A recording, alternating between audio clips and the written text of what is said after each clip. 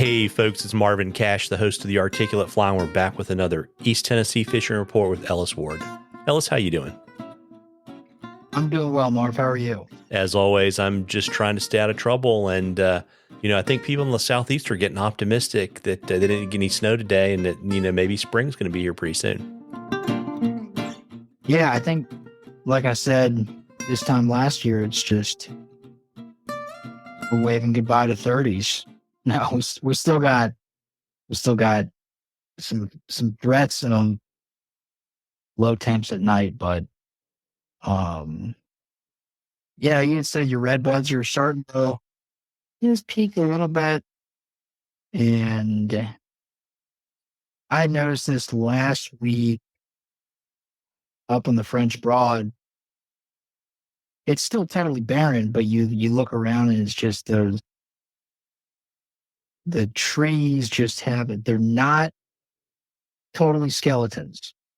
They're starting to have sort of a little bit more shape to them, and got buds forming on the magnolia out back. And yeah, it's a good reminder, for anyone that still feels like it's winter. I know January and February kind of tough for a lot of people. This is the time of year where I'm out fishing, especially in the Watauga, just looking under rocks in certain zones. And it's rocks that I'll look at in August that have a couple tiny little bugs. If you squint, you can see them. And some rocks are just, there's nothing. And you look at them now, and the next month, there's daisy chains of caddis forming off of each other all over the rock, coming off the sides of it. It's just full of life and ready to pop. So cool time of year to sort of prepare, but also just reflect on some of the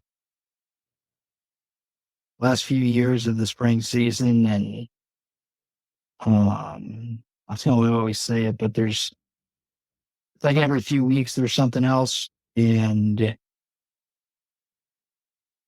so it's not like, this thing's getting ready to go. I'm excited for this thing. It's just, spring, summer, dry fly fishing late, mousing. It's a whole different vibe. And yeah, I'm excited for it. I'm excited for the next month. They musky fishing before they spawn, and post spawn browns, and definitely a few days of some pre-spawn smallies. Temps starting to change a little bit, get down the lake. Get out there with my buddy John on some of the colder days over the winter. And I mean, it's just the lake's low, it starts to raise. It's this area is just constantly moving, and 8 balls of shad are always doing one thing or another, and the fish that eat them are close behind. So yeah, it's not much changing, I'd say, in the next couple weeks, but the current program of musky and post spawn browns, and you start to get buggier days too. That's all. Can't get enough of that stuff. And then when that starts to quiet down, we get a bunch of other stuff eating up. Yeah. And I know you're taking full advantage of the extra 30 to 40 minutes of sunlight you're getting at the end of the day too, right? Oh my God. When it starts to, when I see the sun setting, which I think I qualify as I can still see stuff, when it's twilight after 6, that's when I can really, I'm like, all right, we're almost there.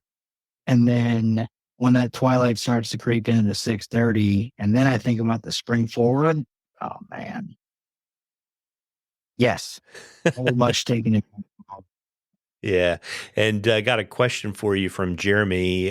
He's also looking forward because he wants to get your thoughts on your favorite topwater flies for late spring and early summer.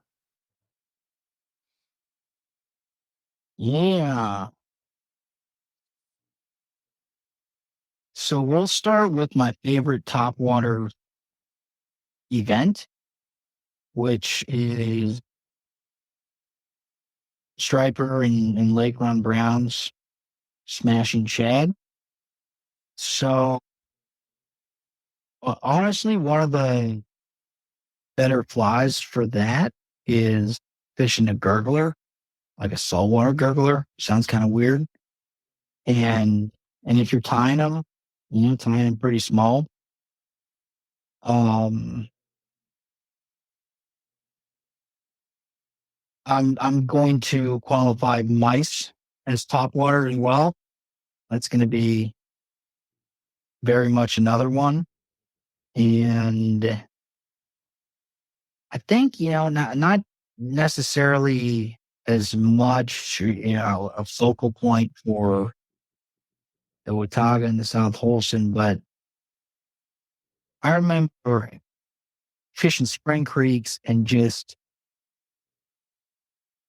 really low light and, fishing towards when it started to get dark, 8:39 and fishing, bigger mayflies and the 14 to 16, those are giants compared to what we have on the tailwater most of the year. But I couldn't see it when the fish were really going in that spinner fall. And so, like I do now with like an 18 leading a 24, because you can't see the 24, I started throwing hoppers on as kind of my sighter a couple feet in front of the dry fly, and they started eating the hopper. And so I realized that I could get away with fishing really big bugs, um, for mayfly hatches. And really at that point, it's just the feed's on. So start going big and on the hopper front, it really whatever your comfort, whatever your confidence pattern is, chubbies um, Charlie Boyer, two of my favorites. And then for the cicada, which will have a couple different zones in this area. We did not get them on the tailwaters outside of a very select section of the Watauga. They weren't on the South Holston. They weren't down the lake. Kind of a bummer for carp, but um, I think one of the best cicada patterns is one that Matt Riley ties, and uh, my buddy Morgan had turned me onto it a number of years ago. I think it's a Chuck Craft, just a cork bug, and it's pretty simple looking piece of cork painted, leg semi optional, but yeah, it's great pattern. Kind of, you get the mousy. You can bomb it, and then there's a big splat, and wait for it to get blown up on. I'll stop there. Yeah, well, it's funny, those cork bugs. I guess it was this summer I saw actually a dead annual cicada rolled over, and I was like, "Holy cow!" It looks exactly like one of the cork bugs with those legs painted on the bottom. Yeah, those things are the annuals are they're big meals. So when you see some of these pork bugs that look like, do people know what a silver dollar looks like? That Like it's almost as big as a Vienna sausage, right? sure. I mean, yeah, they look big, and then if it's always a good idea to pop rocks over, but if you're hearing those noises, that cicada weed whacker engine, and you just pull off the river, or if you're weeding, look up in the trees, big.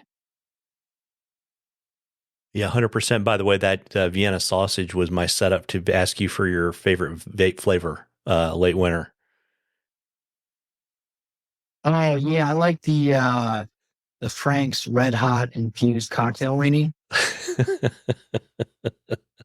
Uh, Warms up on a cold winter day. yeah, that with some strawberry Pop Tarts and some gas station coffee, and you're ready to go. Yep. Yep. Well, folks, we love questions at the Articulate Fly. You can email them to us or DM us on social media, whatever's easiest for you. And if I use your question, I will send you some Articulate Fly swag. You're going to enter a drawing for some cool stuff from Ellis at the end of the season. And Ellis, before I let you go, you want to let folks know where they can find you, if you've got an impending bucktail drop, all that kind of good stuff. Yep. elliswardflies.com. And I've had a couple, there's some drunks and some musky bugs up there for sale as well. Bucktail will, I'm guessing in the next week or two, they're all ready and dry. It's just a matter of getting things sorted and uploading it to the site.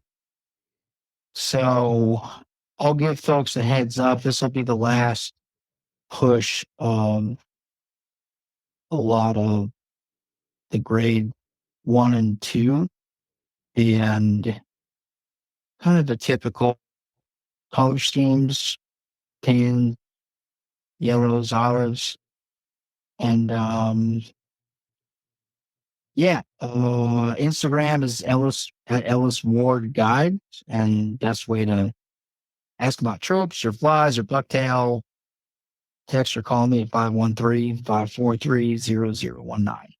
Yeah, well, there you go. And don't forget, folks, that, we've been building out our Patreon community, The Articulate Fly, and there are 2 tiers that'll let you support the show and also support Ellis and get some pretty good deals. One's a discount on bucktail, and the other is $100 a year annual guide credit. So you should check that out.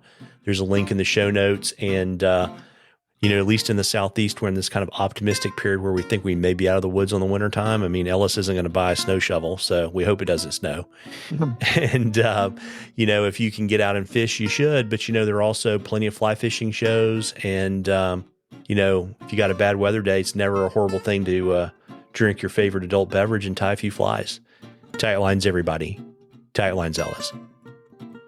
Thanks, Marv.